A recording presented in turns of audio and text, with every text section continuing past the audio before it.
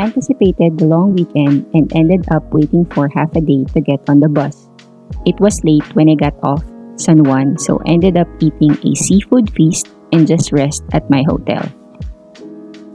Good morning, but first, coffee.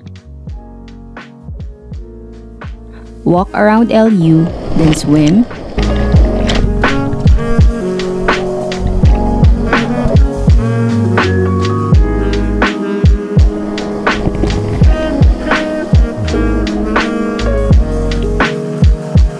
Then pictures, then swim again, and chill.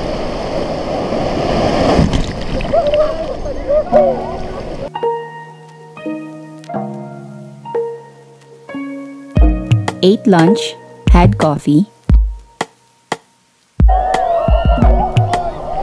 swim, chill, and appreciate life.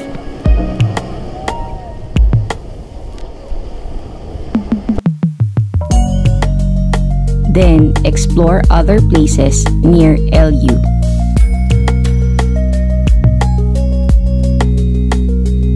Eat, coffee, and chill like the cats, and be thankful.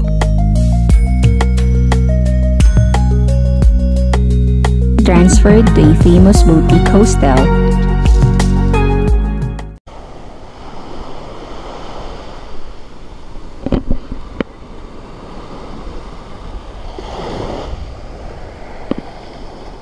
Good morning, ELYU.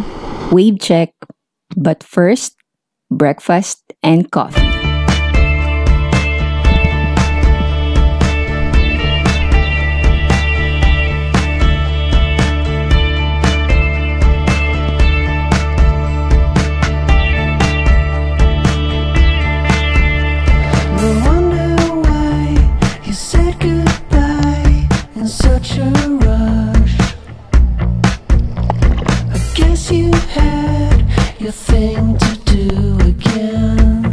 Eat, chill, surfing, repeat. Some days, an ocean wide, a grain of sand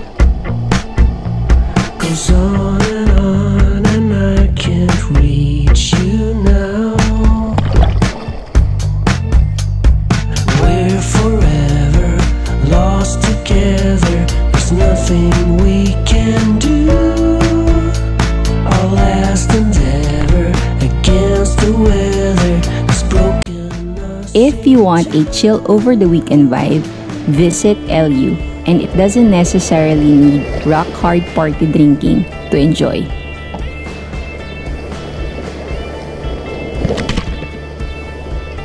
Thanks for watching, and be safe, guys!